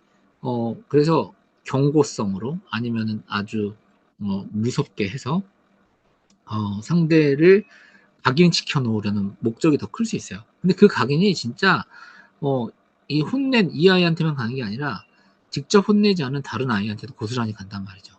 그래서 어, 저는 둘째는 잘 안 혼내는데요. 이렇게 말씀하시는데도 첫째는 엄청 혼나요. 이러는데도 둘째 그 제가 상담해 보면요. 지능검사 상담해 보면 얘는 별로 안 혼냈는데요. 이러는데도 혹시 그러면은 뭐 위에 누나나 언니나 오빠가 많이 혼나나요? 이렇게 물어보면은 여지없이 그런 경우가 많이 있어요. 그러니까 그게 고스란히 투영이 돼요. 그렇기 때문에 되도록이면 일부러라도 그렇게 하고 계신다면 그런 상황을 없애서 분리해서 훈육하는 게 너무 필요하다. 네, 이런 얘기 적어놓고 이제 해드렸고, 네, 그 그림지능 검사에서 4영역이 11, 12점이면요, 1영역에 문제가 있는 거예요. 과도한 밀착, 과도한 애착, 그래서 밀착, 너무 가까이 붙어 있다는 거죠. 붙어 있는 게 뭐죠? 숟가락과 손이 연결돼서 몸이 붙어 있는 거예요. 양치하기가 안 돼요. 양치, 칫솔로 아이하고 계속 붙어. 양치 물론 해주실 수 있죠. 어려운 부분만. 네. 근데 처음부터 끝까지 얘는 양치를 전혀 안 하려고 하고 아예 양치를 다 해줘야 된다. 이런 친구들이 11, 12점이 나와요. 11점, 10점, 11점, 2점, 이 정도. 그리고 이 가끔 때릴 수 있다. 자주 때린다. 네. 이게 과밀착의 산물이거든요. 너무 예뻐졌다가 애가 말을 안 들으니까 이제 주체 못하겠으니까 결국은 하다 하다가 안 되니까 소리 지르고 소리 지르다 안 되니까 결국은 어 이제 뭐 엉덩이를 때리게 됐다가 이제 나중에 팔로 갔다가 이제 머리로 갔다가 이게 이제 네. 저는 하나 경고드리고 싶은 게 부모님들이 자식을 때리면요. 글쎄요, 우리 자식들이 나중에 부모님들이 노인이 됐을 때 안 때릴까요? 저는 그런 생각해 보면 때릴 거라 생각하거든요. 지금 막 때리는 부모님들은 정말 조심하셔야 돼요. 네. 그래서 이게 점수가 5에서 7점에 있다. 그러면은 아이한테 정말 아이가 복수조차 못할 정도로 무능한 아이로 자랄 수 있거나 아니면은 아이가 어, 사회적으로 힘이 없는 아이로 자랄 수 있거나요. 아니면 정말 심하게 때릴 수 있어요, 부모님을. 조심하셔야 돼요. 그걸 방법으로 지금 알려주고 계신 거예요. 또, 제가 너무 겁을 드리는 걸 수도 있는데, 예, 심각한 얘기잖아요. 예, 또 그러지 않으셨으면 좋겠어요. 정말 그거는 하지 말아야 될 방법이에요. 그래서, 이 감정카드, 아이가 처음에 이 기분이 어때를 물어보면, 어, 이 감정카드로 대답을 그러니까 내가 어떤 엄마가 기분이 업데를 갑자기 물어보기 시작하면 답을 못 할 수 있잖아요. 그렇기 때문에, 어, 이제 이런 감정카드 우리가, 충분히 인터넷에서 검색을 쉽게 하실 수 있고, 그 다음에 뭐 쿠팡 같은 데서, 요즘 쿠팡이 좀 문제지만 알리지만, 정보 유출 때문에, 예, 어, 뭐, 얼마 안 되는 몇천 원, 네, 뭐 비싸봐야 1, 2만 원일 거예요. 네, 그런 거를 사실 수 있어요. 그래서 아이한테 너의 표정이 지금 이렇게 돼 있지만 얼굴 하나하나 동그랗게 사람 얼굴처럼 그려져 있는 거 이런 것도 있는데 너의 표정이 지금 어떤지 엄마한테 좀 얘기해 줄래? 네. 이렇게 간단한 것도 좋은 기분도 이렇게 여러 가지고 안 좋은 기분도 이렇게 여러 가지예요. 이게 더 복잡한 거 찾는다면 이렇게 정말 좋은 기분 쪽이 이렇게 많은 감정이 있고 이게 5 곱하기 10, 50개고 이게 안 좋은 쪽의 감정이 이렇게 50개나 드러났어요. 이렇게 다양한 형용사를 아이가 어, 표현할 수 있고 그 감정의 다 차이가 뭔지 알 수 있고 그 감정마다 사람은 보통 어떤 표정을 짓는다라는 걸 알 수 있고 그러면은 나의 감정에 맞는 나의 행동도 알 수 있고 내가 어떻게 대비해야 되는지 계획도 쓸 수 있고 그다음에 다른 사람의 표정도 읽을 수 있거든요. 다른 사람의 감정도 읽을 수 있고 그렇기 때문에 지피지기 백전백승이라고 그러잖아요. 예, 나를 알고 타인을 알면 관계에서 성공하게 돼요. 그렇기 때문에 아이들이 관계에서 성공을 하게 돼서 그렇기 때문에 감정을 잘 읽어주는 기분이 어때를 해주면 사용력의 점수가 높아지고 사용력의 점수가 높은 아이들은 어김없이 어린이집 유치원에 가고 싶어라는 말, 등원 거부가 별로 없고 거의 없고 점수가 높을수록 이 사회 속에서 관계 속에서 이미 성공했기 때문에 엄마가 나를 성공하도록 만들어줬잖아요. 긍정성으로. 예, 성공할 수밖에 없어요. 그래서 사용력이 제가 제일 중요하다 항상 말씀을 드려요. 그래서 그렇기 때문에 이 사회관계 능력이에요. 그래서 사용력이 높은 아이들이 리더십이 높고 친구들한테 인기가 많게 돼요. 그래서 학교를 가든 학원을 가든 이제 적응을 잘하게 돼요. 훨씬 더. 네. 그런 부분이 있다라는 것 이제 생각하시면 될 것 같고. 그래서 아동 상담자가 어, 어떻게 아이들이 이제 문장 완성 검사 같은 거 할 때 점점 말을 많이 끌어내게 하는지 이게 바로 무조건적 긍정적 대우를 하고 있기 때문이에요. 그래서 감정 마음을 알아차리게 하는 내 아이의 마음을 알게 하는 상호작용 방법이 첫 번째가 감정이나 마음을 알아차리게 한다. 요거를 해야 되고 그 제일 좋은 정보는 기분이 어때? 지금 마음이 어때? 어떤 마음이야? 이렇게 물어보는 거고요. 두 번째 단계의 질문이 아이가 어, 여기 이제 제가 이런 예시를 다 드려놨어요. 어, 그랬을 때 이제 공감하는 거고, 그 다음에 반영적 경청이고, 제가 뒤에 예시로 들 거기 때문에 빨리 할게요. 공감하고, 반영적 경청하고, 공감하는 거는 분화법을 써서, 아, 그랬구나. 네가 힘들구나. 네가 속상하구나. 아이가 쓰는 표현을 그대로 따라해 주시면 돼요. 공감. 네. 근데 공감하고 반영적 경청은 이걸 같이 이렇게 할 수 있는데, 해놓을까요? 이렇게. 공감하기 플러스 반영적 경청. 따로 할게요. 네, 따로 해놔야겠다. 이거 구분이 되니까. 예. 이 반영적 경청의 반영은 뭐냐면요. 그대로 거울로 반사한다. 내용을 똑같이. 엄마, 나 친구가 나한테 자꾸, 이렇게 음, 놀려서, 나 너무 속상했어요. 네가 속상했구나라고 하는 게 공감하기고요. 아, 네가 친구가 놀려서라는 말을 그대로 하니까 아, 네가 친구가 너를 놀려서 속상했구나 이렇게 똑같이 말해주면 되거든요. 이게 반영적 경청이에요. 반사시킨다 거울로. 침묵하게 뭐냐면 아이가 이렇게 네가 속상했구나라고 하면 아이가 그 다음 얘기를 하게 돼 있거든요. 기다리고 있으면. 그래서 어떻게 했어? 너 가만뒀어? 이렇게 들어가서 도와주려고 하는 게 아니라 예, 아이가 네가 친구가 그렇게 너를 놀려서 속상했구나에 머물러 있으면 그 다음에 아이가 스스로 내가 공감을 받았네. 어, 엄마가 나의 얘기를 들어줄 것 같은가 봐. 이런 뭔가 이 따스한 분위기, 수용되어지는 분위기, 이 긍정적 분위기 속에서 내 얘기를 더 깊이 들어가거든요. 그래서 왜? 그 선생님한테 말하지 그랬어. 너 친구한테 하지 말라고 그랬어. 너 또 당하고만 있었어? 이렇게 내가 답을 제시하려고 하는 게 아니라 그냥 공감만 딱 하고 멈추면 아이가 스스로 들어간다는 거죠. 이야기를 더. 그래서 아이가 말을 안 하고 있을 때도 계속 기다리는 거예요. 언제까지 기다려요? 뭐 10분, 20분 기다리면 대화가 끝난 거잖아요. 그게 아니라 한 30초, 뭐 길게 정말 30초, 한 10초, 20초 정도 기다리시다가 예, 그때 엄마가 예상한 답을 하도록 질문하지 않는 게 중요하다는 거죠. 그러고 나서 스스로 해결하도록 놓기. 예, 계속 침묵을 하는데도 답이 없어요. 그러면 어, 그랬을 때 어떻게 하면 좋을 것 같아? 그때는 기분이 어땠어? 이렇게 질문하신다는 거죠. 그때는 기분이 어땠어? 이렇게. 예, 스스로 다시 한번, 이렇게 잠들어 있는 상태에서 깨어나서 자기 상태를 다시 파악해서 다시 말하도록. 예, 이렇게 한다는 거죠. 이게 바로, 어, 아동 상담자의 대화 기법이에요. 아이들이 스스로 자기 걸 꺼내놓도록 하는. 뭐가 제일 중요하다고요?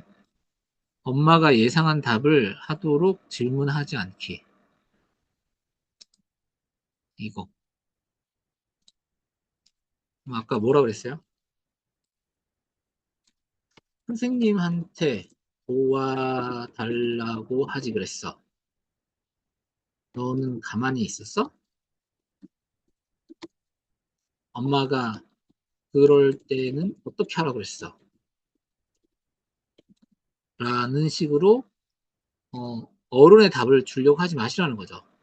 네, 어른의 답을 주려고 하지 말고 기다리시라는 거죠. 네, 이거 다 X를 해놓을게요. 강의안을 제가 도움이 되도록 드려야 되니까.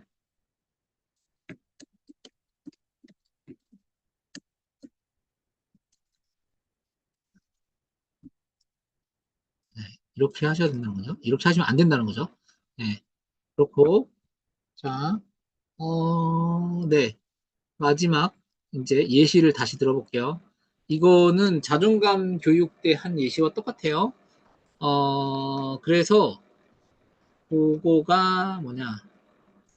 자, 하원할 때, 내 아이가 무슨 일이 있는 것 같아요. 그래서 표정이 안 좋아요. 그때 가장 좋은 질문이 뭐냐면, 자연스럽게 다가가서, 어, 기분이 어때? 라는 거죠. 너 왜 그래? 무슨 일 있었어? 이게 왜 안 좋냐면, 어, 안 좋은 이유는 기분이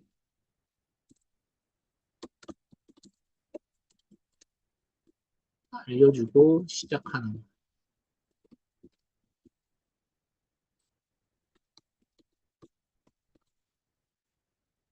이렇다는 말이죠. 네, 이해되셨나요? 어, 너 왜 그래? 무슨 일 있었어? 라는 거는 A 같은 경우는 A는 기분이 안 좋다는 것을 미리 알려주고 시작하는 거기 때문에 B가 더 좋다는 거예요. 네. 너 왜 그래? 무슨 일 있었어? 그것만으로 아이는 네, 내가 무슨 일이 있었구나를 알게 된다는 거죠. 네, 그래서 A가 더 좋다는 말이에요. A가 아니라 B가 더 좋단 말이에요. 네. 그냥 중립적인 질문이라는 거죠. 중립적인 질문. 기분이 어때? 네가 기분이 좋은지 나쁜지부터 스스로 알아차리고 시작해봐를 알려주는 거예요. 나 기분이 정말 안 좋아. 아이가 이제 안 좋다는 얘기를 했어요. 그랬을 때 안 좋은 답은 쑥 들어가지 마시라는 거죠. 왜? 재원이가 너를 또 힘들게 했어? 도와주려고 손을 내밀지 마시고요. 기분이 정말 안 좋구나만 하시면 돼요. 우리 향기가, 우리 재원이가 기분이 정말 안 좋구나. 이 정도. 공감. 근데 반영적 경청 그대로 따라와 주시면 돼요. 반영적 경청은 반영 거울로 반사하듯이 도와줬다는 얘기예요. 응, 내가 더 잘 만들 수 있었는데 다 만들지 못하고 버스를 타야 해서 너무 아쉬웠어. 응, 내가 더 잘 만들 수 있었는데 이제 이때 뭐라 그러죠? 보통은 왜 뭘 만들고 있었는데 선생님한테 말하지 그랬어. 아니면 뭐 어떤 건데 엄마가 다시 도와줄게 이렇게 막 가지 마시고 그냥 아이의 말만 어, 반사해서 공감해 주시라는 거죠. 네. 그랬구나. 더 잘 만들고 싶었는데 아쉬웠겠다. 여기 아쉬웠어. 아쉬웠겠다. 네. 여기가 똑같다는 거죠. 여기를 똑같이 쓰시면 된다. 아쉬웠겠다. 아쉬웠, 네. 요거가 핵심이다. 네. 아이의 형용사를 내가 반복해 주는데 내용을 반사한다. 다 만들지 못하고 버스를 타야 해서 더 잘 만들 수 있었는데 이게 이제 아이가 아쉬운 일잖아요. 더 잘 만들 수 있었는데 어, 아쉬웠겠다 이렇게. 그다음에 네 조금만 더 만들면 저거보다 더 크고 멋진 우주선을 만들 수 있었는데 좀 아쉬웠어요. 이렇게 여기까지만 가면 아이가 더 들어간다는 거죠. 더 들어갔을 때 아이가 이제 부모님들이 또 하는 말이 에이 뭐가 아쉬워 내일 또 하면 되잖아. 어떤 선생님이었어? 선생님한테 말하지 그랬어. 이렇게 응징해주고 내가 같이 도와주려고 막 손을 내미는 게 아니라 그랬구나 아쉬웠겠다 속상했다 뭐 이게 이제 속상 이랑 똑같으니까 이렇게 속상해도 했겠다 속상했어요 이렇게 네. 이렇게 해주시면 된다 똑같이 형용사 똑같이 따라 하시고 네, 그랬구나 공감 형용사 똑같이 따라 하시고 내용 그대로 따라 하시고 더 크고 멋진 오션을 못 만들어서 속상했겠다 이게 반영적 경청이에요 이거 계속 하다 보면 아이는 계속 들어간다고요 네. 다음번 더 잘해볼 수 있을 것 같겠죠? 그럴 것 같은데 계속 아이가 뭐 앞에서 앞단계에서 뭐 줬어요 그러면은 침묵을 하거나 기다리거나 아니면 스스로 해결할 수 있게 그럴 때 어떻게 하면 좋을까? 기분은 어때? 네, 이렇게 하신다는 거죠.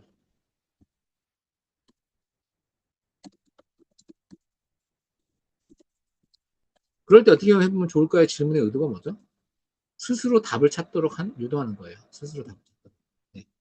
그리고 무조건 무조건적 긍정적 대우의 마무리는 무조건 다 참아주고 기다려주라는 게 아니라 결론적으로는 스스로 답을 찾아가도록 하고 그리고 제가 이제 보면은 선생님들도 수많은 상담을 하게 되잖아요 부모님들하고 근데 F의 상담을 해주는 이제 경우가 상당히 많아요 여자들이다 보니까 F가 일단 상담을 잘 하는데 뭐 예를 들면 MBTI를 말하면은 뭐 FJ에 해당하는 FJ들이 상담가들이에요 FJ, ENFJ, ISFJ 뭐 좀 더, 근데 NFJ가 상담가들이에요. NFJ들이. 그런데 이때 F의 상담을 많이 하게 돼요. 그래서, 계속 들어만 주고, 이제 해법은 제시를 못 해주는. 그래서 저는 이제 T의 상담, 어, 답을 제시해주는 T의 상담도 섞어야 된다. 라고 생각을 하고, 그게 그 방식이 훈육이나 꼰대 같은 소리나 예, 답을 정해놓고 이랬어야지 라고 말하는 게 아니라 공감과 경청이 들어간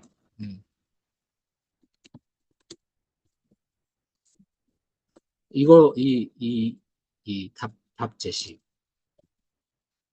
네, 방향 제시 또는 유도 이게 이제 제일 필요한 거죠. 네, 이게 필요하다. 네, 이렇게 말씀을 드리고 싶어요. 뒤에 상호작용 원투 교재도 달려 있으니까 보실 수 있도록 해놨고, 어, 네, 4월의 교육보다 제가 업그레이드를 좀 했죠.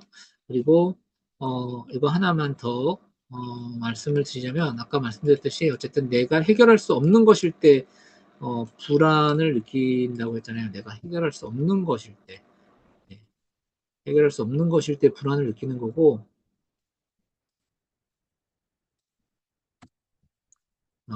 해결할 수 없을 때 불안을 느끼는데, 그렇기 때문에, 이 불안을 해결하기 위한 가장 좋은 방법 중에 하나는요, 이게 해결 가능한 것인가를 먼저 살펴보는 게 중요해요.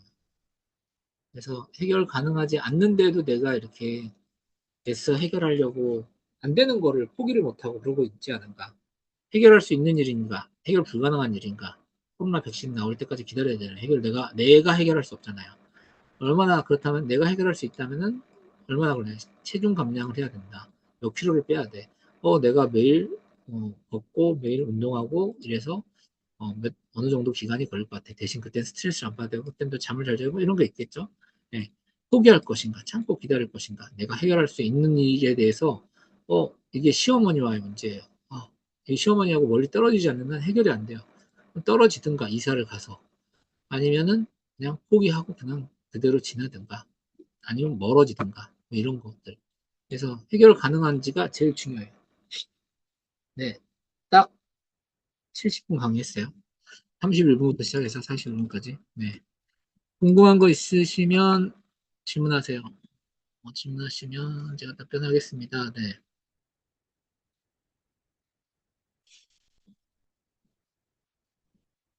도움이 되셨나요? 마이크 켜고 질문하셔도 되고요.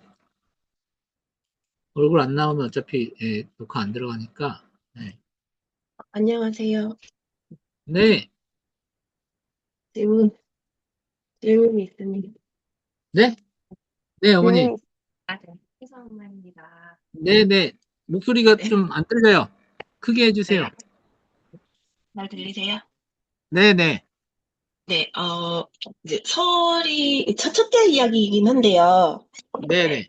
네, 이제 뭔가 이렇게 지시를 했을 때 자꾸 이렇게 좀 핑계를 대는 경우가 많아요. 그러다가 보면 이제 결국에는 둘이 대화를 하러 다른 방에 이제 들어가거든요. 그러면 이제 설이는 좀 울면서 시작을 해요. 뭐 어쩌고 저쩌고 저쩌고 좀 울면서 시작을 하고 하는데 그거를 듣고 있다 보면 좀 끝도 없는 느낌이 들어요. 그래서 이제 제가 중간에 말을 자르게 되는 경우가 이제 종종 있긴 해요. 그럼 설이가 한국말은 끝까지 들어야 하는 거야. 내 말을 자르지 말고 끝까지 들어. 라고 해서 이제 그래 그러면 너가 이야기를 해봐.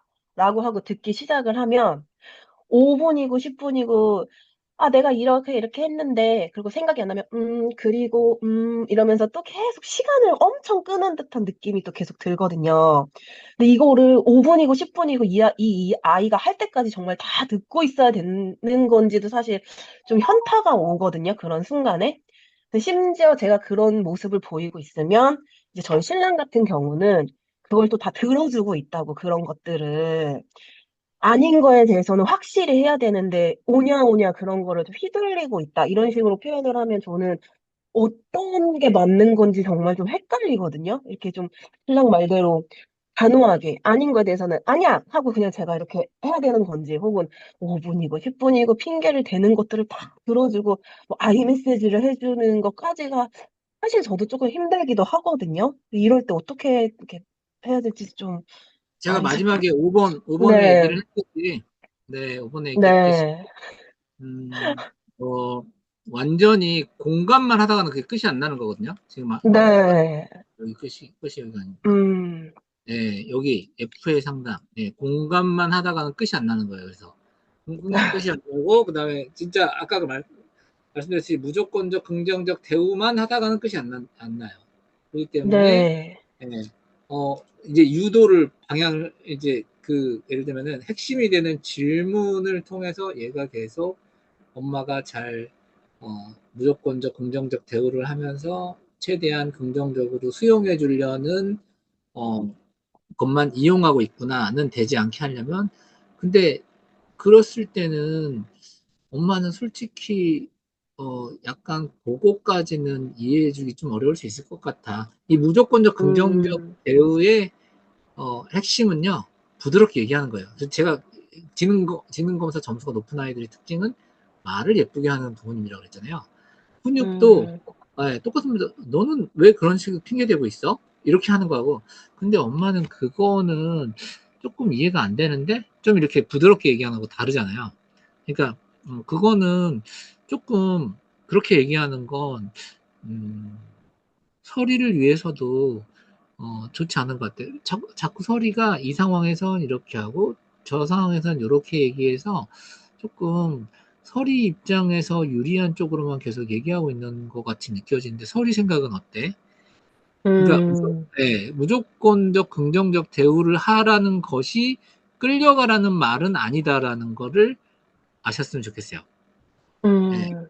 그 네, 예를 들어서 오늘도 약간 이런 게 있었는데 등교할 때 할머니가 친구들을 나눠주라고 젤리를 사줬는데 네, 자기가 친한 친구 두 명한테는 그동안 받은 게 있어서 그냥 자 하고 줄 건데 다른 그 외 친구들한테는 무슨 이야기를 하면서 이 젤리를 주면 좋을까라고 저한테 물어보더라고요. 그래서 네. 그냥 너가 하고 싶은 대로 이야기를 하면 되지 했더니 엄마가 좀 말을 해줘 봐. 이렇게 이야기를 하더라고요. 그래서 구체적으로 그러면 뭐 차 먹어, 뭐 차 맛있게 먹어 아니면 뭐 나눠 먹자 뭐 이런 식으로 이야기를 해봐 그랬더니 엄청 짜증을 내면서 그게 아니야. 내가 원하는 거 그게 아니야. 막 이렇게 길거리에서 엄청 짜증을 내더라고요. 그래서 음. 저는 이 아이가 원하는 답이 뭔지 솔직히 잘 모르겠더라고요. 그래갖고 죄송한데, 그러면 뭐, 그 상황이 네. 뭐였다고요? 무슨 상황이었대요? 다시 한번. 아, 네. 할머니가 젤리를? 친구들한테 젤리를 나눠주라고 여러 개를 이렇게 가방에 넣어주셨었나 봐요, 오늘. 네, 네네네네. 그래서 친구들한테 줘야 되는데, 네. 주려고 할 때 친구한테 무슨 말을 하면서 주면 좋을까라고 저한테 이제 아, 아, 물어보더라고요. 네, 아. 그래서 뭐, 그냥, 맛있게 먹어. 혹은, 자, 이거 그냥 내가 뭐 주는 거야. 뭐, 나눠 먹자. 뭐, 이런 식으로 이렇게 얘기했더니 자기가 원하는 대답이 나오지 않으니까 엄청 짜증을 내더라고요. 그러더니 그러니까, 결국에, 네, 그러니까, 결국에는 자기가 원한 답이 있었는데, 저를 자꾸 휘두르는 그런 느낌이 들어서, 예, 그러니까, 네, 그게 작은 복수거든요. 엄마가 나한테 정해주지 마. 그러니까 엄마는 이제 뭘 해도 엄마가 나한테, 그러니까 아까 제가 이렇게 얘기 드렸잖아요. 똑같은 건데, 긍정성이 중요하다고 그랬잖아요. 그러면은, 어머님이 이제, 설이와의 대화에서 한 얘가 80%를 잘했든 70%를 잘했든 60은 좀 그렇고 70, 80, 90%를 잘했는데 요 10% 근데 네가 이걸 더 잘했으면 좋겠어를 혹시 집중하고 계신 건 아닌지 약간의 얘가 지적받았다. 나는 잘한 게 이렇게 많은데 잘한 음, 부분 칭찬받지 못하고 엄마는 맨날 못한 부분만 더 크게 얘기해. 나를 위해서 하는 거는 음, 알지만 엄마가 나를 위해서 밥도 의식주를 해결해주고 엄마가 나의 인생에서 중요한 사람은 알지만 우리 엄마가 나를 조금 더 세련되게 예쁘게 잘 대해주면 어떨까에 대한 그 불만이 쌓인 것일 수 있다고 저는 생각하거든요. 그래서 예를 들면은 어, 예, 그래서 평소에도 아까 제가 말씀드렸듯이 이 잘 못한 부분 쪽을 더 크게 확대시켜서 이제 너는 이걸 잘했어야지 이렇게 자꾸 하다 보면 그걸 얘기하는 것보다 네가 이건 이거 너무 좋았어 이건 너무 좋은데 이건 좀 이렇게 해보는 건 어떨까 이렇게 약간 그 방식을 바꿔보시면 아이가 음, 지금은 예, 아이가 자꾸 지적을 받으니까 나도 엄마한테 지적해가지고 복수한 거잖아요. 네, 네, 내가 내가 엄마한테 엄마는 나를 이렇게 해도 저렇게 해도 잘했다는 건 인정 안 해주고 못한 것만 찝어내잖아. 그러니까 나도 엄마 말이 그렇게 틀린 건 아닌데 내 답을 정확하게 맞추지 않으면 나도 엄마한테 복수할 거야. 이 마음인 것 같아요.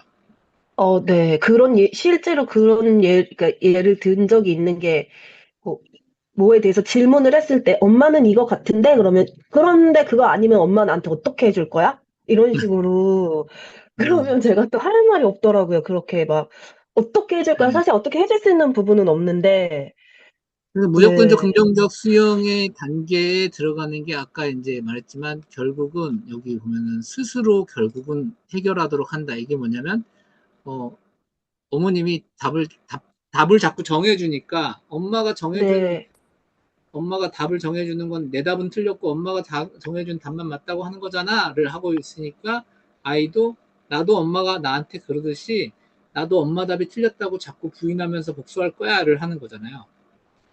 근데 최초에 제가 그러면 서리가 하고 싶은 대로 일단은 해봐라고 제안을 했는데 아니야 그래도 엄마가 해봐라고 해서 제가 답을 준 거였었거든요. 덫을 놓는 네, 거잖아요. 아, 덫을 놓는 거잖아요. 그렇구나. 자꾸 이 덫에 자꾸 걸리는 것 같아요, 제가. 네, 그렇구나. 안 네. 걸리시려면 아까 말씀드렸듯이 여덟 아홉 개 잘한 거에 집중을 더 하셔야 음, 된다. 평소에 알겠습니다. 어머님의 마음은 좋은 데서 출발하는 거 알아요. 그 완벽주의, 네, 더 네, 잘하려고. 그래서 네. 다른 거보다 이제 요것만 더 맞으면 되겠다. 근데 앞에 음, 말을 한마디를 하고 출발하시면 돼요. 꼭. 음, 너무 네, 잘했네. 그런데 음, 그거는 조금 더 잘하면 좋겠네, 이렇게. 그 음, 앞에 말은 어머님 마음속에 항상 들어있잖아요? 네. 당연히 알 거라고 생각하지만 아이는 칭찬받은 적이 없어요. 그러네요. 네, 네, 알겠습니다. 네. 그것에 네, 대해서 뭐, 감사합니다. 네, 네. 네. 질문 또 있으실까요? 안녕하세요. 네, 저도 오늘 첫째 얘기를 좀 하고 싶어서요. 네네, 첫째 아이가 학교에서 숙제를 받아오면 네, 저는 그 숙제를 먼저 하고 놀았으면 좋겠거든요. 네, 근데 이게 그 숙제는 약간 강제성을 띠는 것도 있기 때문에 항상 무조건적 긍정적 대우를 해줄 수만은 없어요. 네, 근데 숙제를 빨리 해라라고 이제 저는 잔소리가 저희 아이 입장에선 잔소리잖아요. 그러니까 네, 엄마가 잔소리를 했기 때문에 더 숙제 안 할 거야 이런 식으로 조금 요리조리 빼니까 저랑 싸울 수밖에 없는 그 대치되는 상황이 계속 만들어지고 있거든요. 근데 네, 예전에는 몰랐는데, 그러니까 작년에 세리반일 때도 잘 몰랐는데 학교에 가서 보니까 우리 딸이 다중 그 지능 중에 그 논리 수학 지능이 좀 있는 것 같더라고요. 그래서 네. 수학을 조금 많이 열심히 공부하지 않아도 그 원장님 따님처럼 이렇게 독어를 막 열심히 파고들지 않아도 잘하는 제 딸이 것처럼 아니라 박 원장 예, 딸. 네, 박 네, 원장님 알죠? 그래서 수학을 이렇게 막 너무 노력하지 않아도 조금만 좀 계속 꾸준히 하면 지금 상태를 유지할 수 있을 것 같으니까 저는 좀 했으면 좋겠는데 계속 이렇게 요리조리 빼는 거죠. 유튜브 볼 거 다 보고 4시 되면은 동생 오면 동생이랑 노느라고 또 숙제 안 하고 그러다가 또 하루가 지나가고 또 주말이 또 지나가고 그래서 막 어떤 때는 등교 준비를 해야 하는 시간에 숙제를 해요. 근데 또 그 숙제를 해 가요. 그 시간에 맞춰 가요. 그래서 '아 이렇게 요리조리 뺐는데 벼락치기 하듯이 숙제를 했는데 이게 성공했어.'라는 생각이 들어서 그런지 더 요리조리 빼기 시작하더라고요. 근데 저는 '그러면 안 된다. 숙제는 무조건 해야 된다.'라고 계속 또 이제 잔소리를 하는 거고. 근데 이런 경우에 어떻게 해 줘야 되는 거예요? 제가 그, '아 너가 숙제를 하기 싫구나.' 이렇게 할 수는 없잖아요, 사실. 네, 그러니까, 같은 말도, 네. 그러니까, 강도를 낮추고 부드럽게 하는 게 첫 번째일 것 같고요. 예를 들면은, 네. 엄마가 지금 몇 번 말해야 돼? 숙제는 무조건 하고 놀아야 된댔지. 네. 이렇게 이제 출발하는 게 아니라, 네. 제가 계속 얘기하듯이, 스스로 선택하게 만들어야 된다는 거죠. 이게 딱 보면 이제 우리가 소위 말하는 게으른 완벽주의자거든요. 이게 뭐냐면, 음. 일을, 계속 생각은 하고 있지만 미루고 미뤄요. 미루고 음. 미루고 미루다가 마지막 순간에, 밤을 새서, 어, 좀 더 완성도가 높게 해내는. 음. 그러니까 이런 사람들의 특징이 뭐냐면 주위에서 해야 된다, 그러니까 해야 된다. 그래서 당위성은 당연히 아는데 해야 된다는 건 아는데 내 스스로 별로 하고 싶은 그 내적 동기는 부족한 거죠. 그래서 음. 내적 동기는 부족하죠. 왜? 내가 이걸 했을 때 내 스스로 뭔가 동기부여되고 내 스스로 뭐가 좋고 이런 게 적기 때문에 그러면 계속 이제 일깨워 줘야 되는 거는, 이걸 했을 때 이게 자꾸 이렇게 되다 보면은 공부는 내가 엄마를 위해서 하는 건가? 이렇게 되거든요.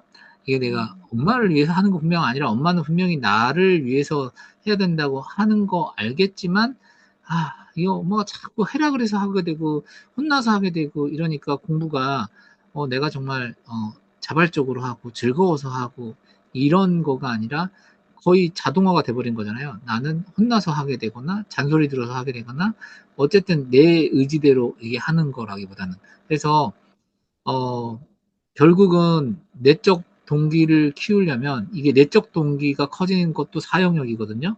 내 네. 스스로 내가 선택해서 여기 적혀 있잖아요. 스스로 해결하도록 음. 스스로 음. 하도록 만들려면 뭐냐면 계속 혼자 의지를 물어봐야 돼요.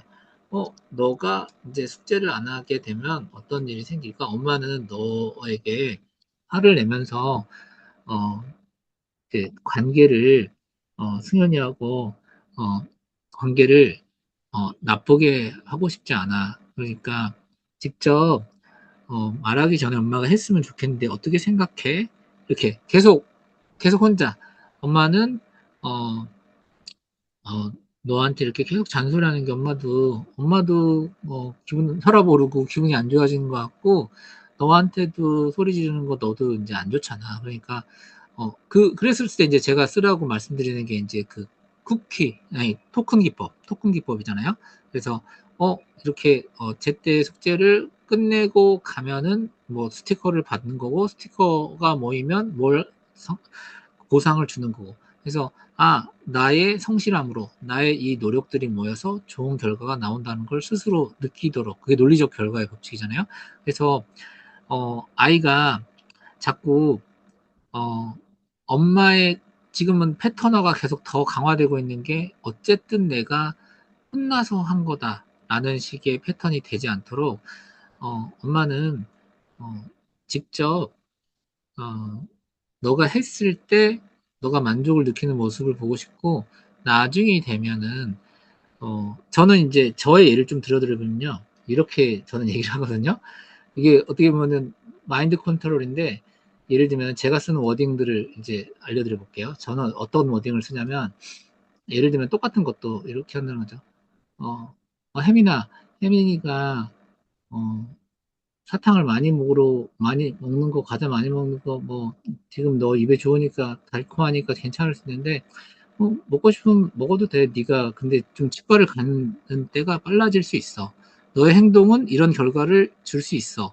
라는 정도까지만. 예. 그거를 또 혼내면서 말하는 게 아니고, 짜증내면서 말하는 게 아니고, 화내면서 말하는 게 아니고, 이렇게 부드럽게. 예. 부드럽게 말한다는 게 핵심이에요. 그래서. 부드럽게. 근데 그래야, 예, 근데 저도 아이도, 나름 이렇게 좀 구슬려 보기도 하고 조금 이렇게 엄한 소리도 엄한 소리 내면서 접근해 보기도 하고 별의별 방법을 다 써봤거든요. 근데 네, 나중에는 그냥 정말 T의 상담처럼 저는 F의 네, 사람이지만 T의 상담처럼 그냥 네, 이것도 사실 돈 내고 배우는 거야. 근데 네가 그렇게 숙제를 안 하면 그냥 그 수업을 뭐 못 들을 수도 있어. 앞으로는 네가 그렇게 숙제하기가 싫다면 아예 그냥 배우지 마. 이런 식으로까지도 말을 했었어요. 그랬더니 나중에는 그냥 이거는 정말 안 해가면 안 되겠구나라고 느꼈는지 나중에는 이제 숙제를 하긴 했는데 근데 저는 네. 그런 패턴이 계속 이렇게 반복이 되면 안 되는 것 같아서 어쨌든 학교 갔다 오면 숙제는 하고 논다. 그게 조금 좀 습관이 돼야 되지 않을까 싶어가지고. 요 질문이 어머니, 요 네, 질문이 갖는 게 그거잖아요. 어, 그럴 때면 어떻게 보면 좋을까? 이 질문이 갖는 게 뭐냐면, 네. 너가 스스로 생각해 봐잖아요. 그러니까 음, 이런 방식의 대화를 하시는 게 제일 중요하다는 거죠. 어, 계속 숙제를 안 하고 가게 되면 어떤 일이 생길까? 이렇게. 어, 숙제를 안 하고 하면. 네, 숙제를 계속 이렇게 마지막에 닥쳐서 하면은 너는 어떤 마음이 들었어? 이런 식으로 계속 스스로 생각하게, 스스로 느끼게. 네, 예. 그러니까 계속, 그러니까 지금 이제 어머님이 지금 방금 하신 워딩 속에 보면은 네, 너 이렇게 하면 이렇게 되잖아. 그러니까 하지 마. 이렇게 이제 답을 정해서 알려주시잖아요. 네, 네. 답을 정해서 알려주시는 게 아니라 스스로 음, 알게 하려면 이게 메타 마인드를 늘리려면 스스로 음, 알아차리게 해야 되거든요. 네, 네가 이렇게 되면은 계속 안 하게 되면 어떤 안 좋은 점이 있을 것 같아? 어떤 음, 점이 좋고 어떤 점이 안 좋을 것 같아? 네, 이렇게. 그러니까 뻔히 음, 답은 알잖아요. 어머님이 네, 이미 네, 네, 이게 안 좋아, 뭐가 안 좋아, 뭐가 안 좋아, 너가 안 좋으니까 그러지 마, 이미 말을 많이 해줬잖아요. 네, 처음에 한두 번 해준 다음에는 그 다음은 답을 알려주지 마시고 질문을 하시라는 거죠. 네, 네. 그러면 예, 그렇게 그러면은 물어볼게요. 네, 네, 그러면은 잔소리를 하고 화를 내지 않아도 되고 음, 서로 이제 관계가 악화되기보다는 물어볼 때는 어, 제 톤으로 그럴 때는 어떻게 하면 좋을 것 같아? 계속 그렇게 하면은 어떤 상황들이 생길 것 같아? 이렇게 물어보셔야 된다는 거죠.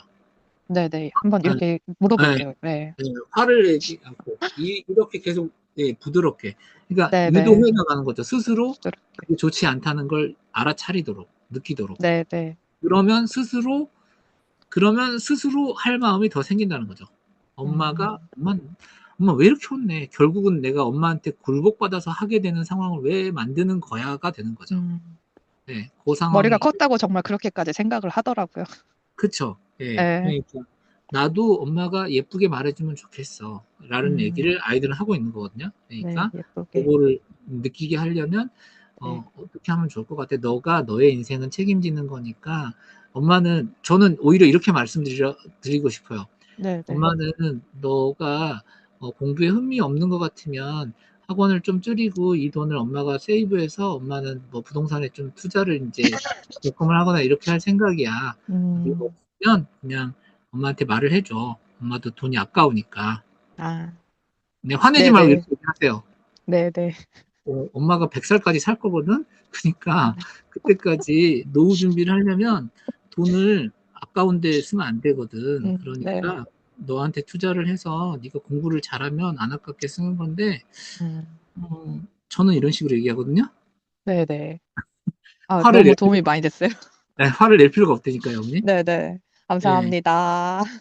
그걸 협박하듯이 얘기하시면 안 되고 아, 화내고 얘기하시면 네, 안 되고 네 인생은 네, 네가 선택하는 거야. 근데 네가 열심히 한다면 네. 엄마는 학원도 더 보내주고 엄마가 열심히 음, 야근까지 해서라도 너를 지지해 줄게. 그런데 너가 그렇게 하기 싫다면 엄마도 이거를 음, 5만 원, 10만 원이라도 더 저축하고 미래를 대비할래.